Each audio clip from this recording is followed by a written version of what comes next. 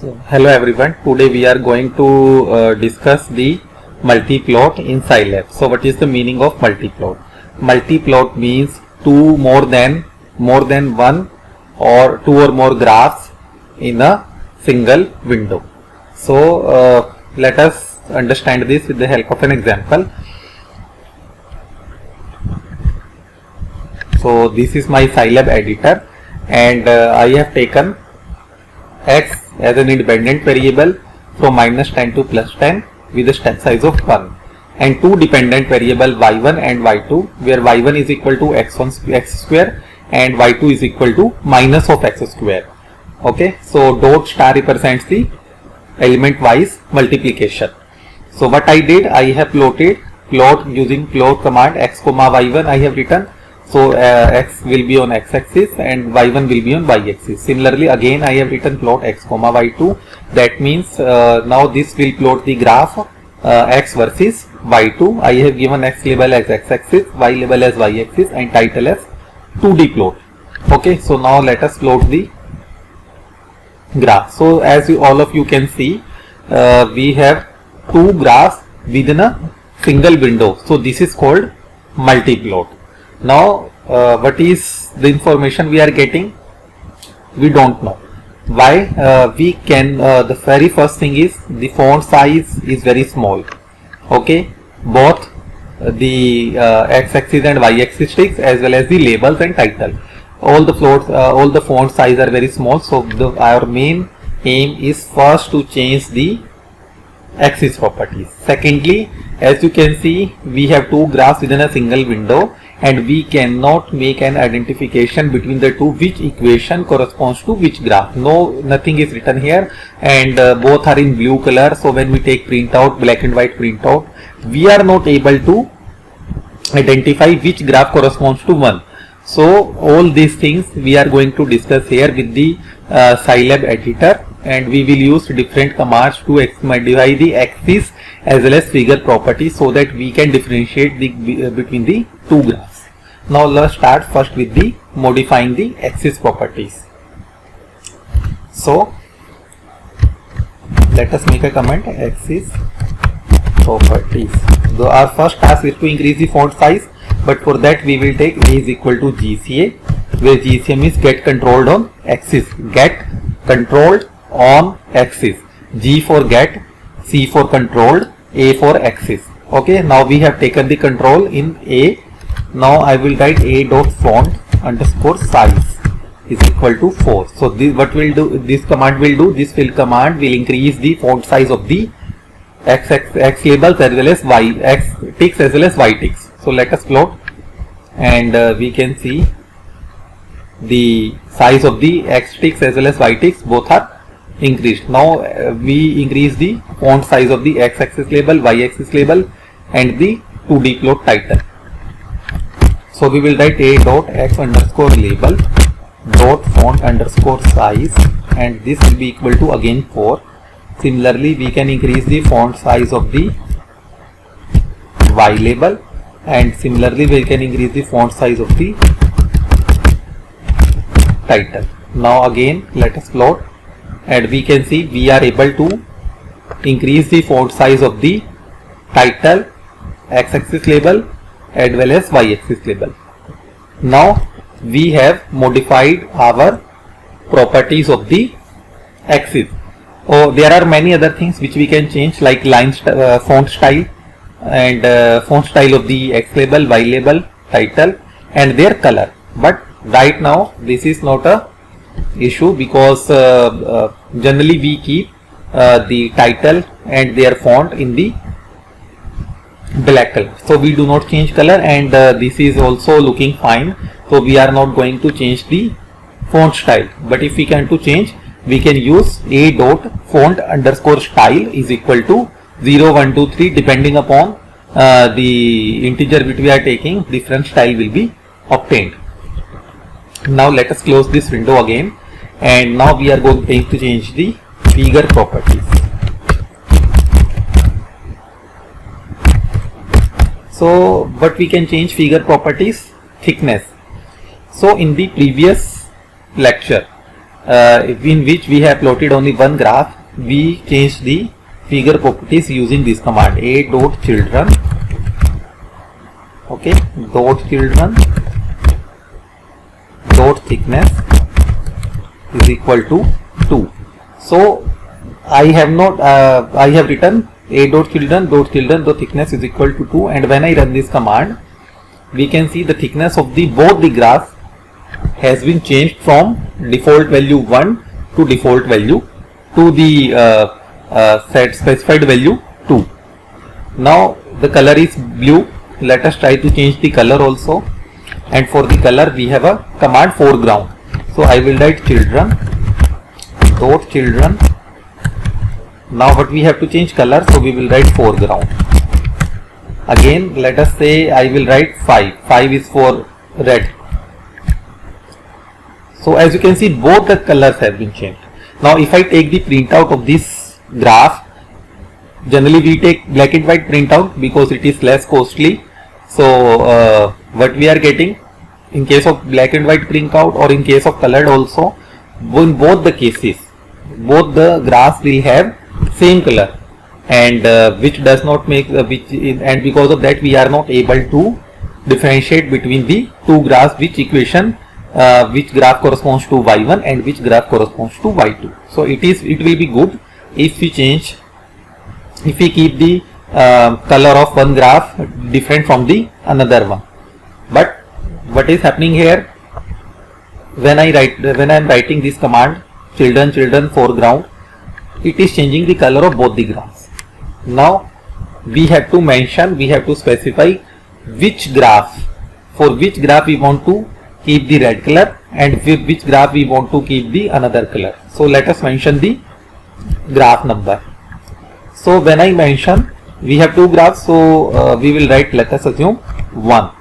So now let us again execute this command. So as you can see, one graph is still blue and the color, another graph has become red. So blue is the default color and the red one is the one which we have specified here. So when I have written 1, what it has done is the graph has been changed, and if you look at the value, it is giving -100 when x is equal to -10. So that means it is corresponding to the graph for y2, because when we put x is equal to -10, we will get y2 is equal to -100, which we are getting only in case of the red one. So what is doing is, I have written 1 here, and the which graph, the property of the which graph has been changed, the one which has been plotted at the end. Okay, so how we will count the value, how we will specify the graph. If I write 1, then this one. If I write 2, then this one. Okay, so suppose if I have 3 graphs, then this will get this number can take value from 1 to 3. Now the largest number will correspond to the graph which has been plotted at first, and the smallest number which corresponds to the graph which has plotted at the end. For example, here the 1 corresponds to the graph which is plotted at the end, and 2 corresponds to the graph which is plotted before that. Okay, so smallest number we will start from 1 to n, depending upon if we have n graphs.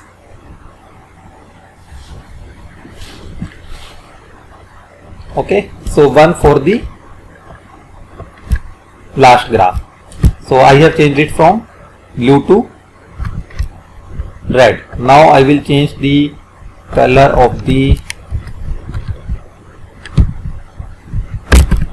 first graph, which is y1, from blue to black. Now again we will execute this command, and we can see the color has become from blue to black. Now we have black and red, both the colors we have. Now let us come to the marks, mark style, mark size. Okay, so let us first a dot, we will copy this. Suppose we want to change the mark style or mark of this, so dot mark underscore style is equal to let us choose this as 1, and for the 2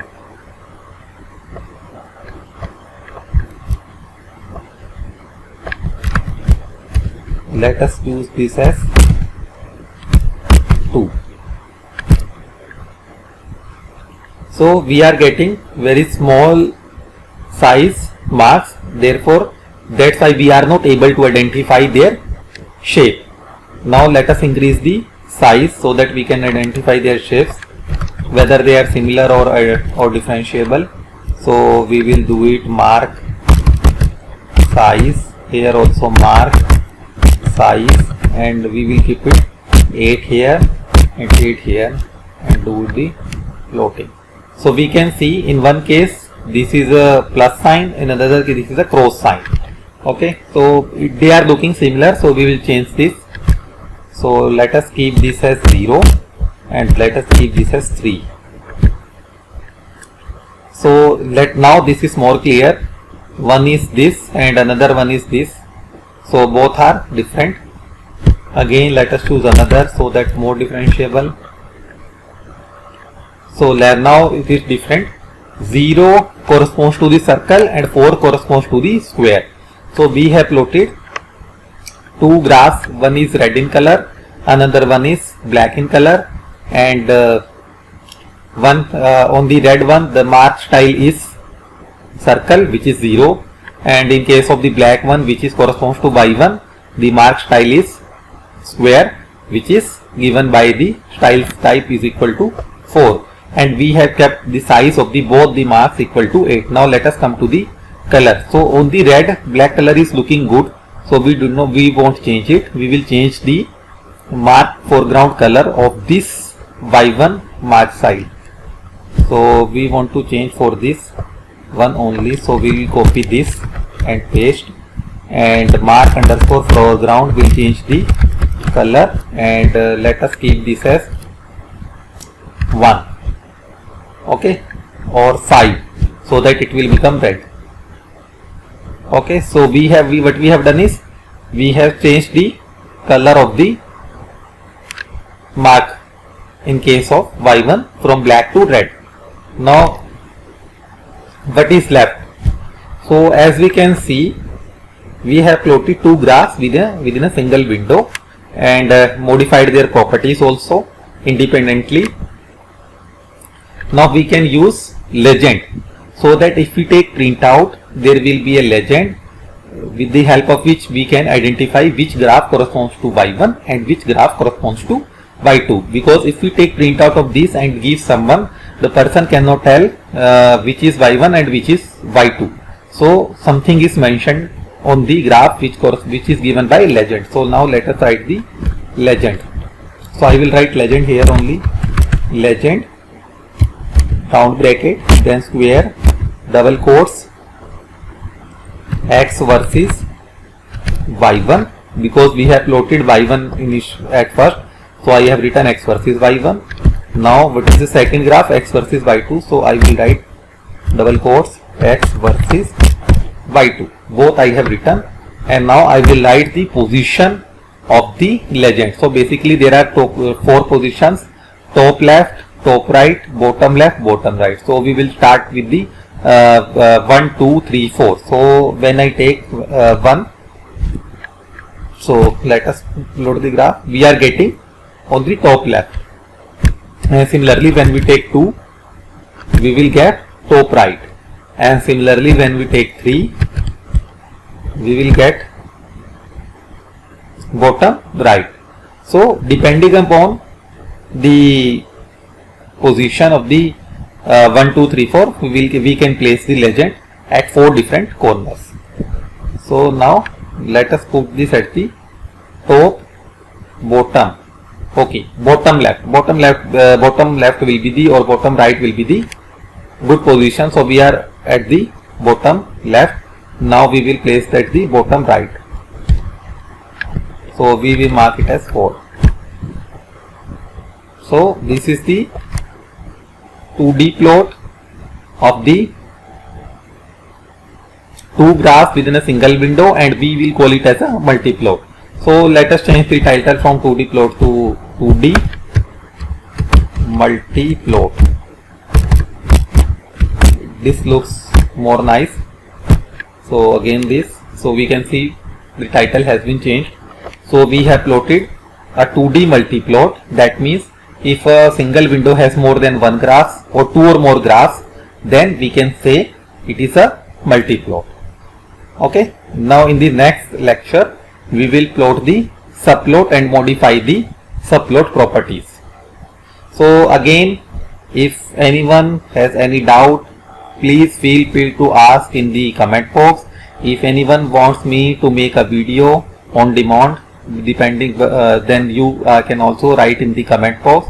I will definitely upload the video, and this will be absolutely free of cost. No cost for the on demand video lectures. Thank you.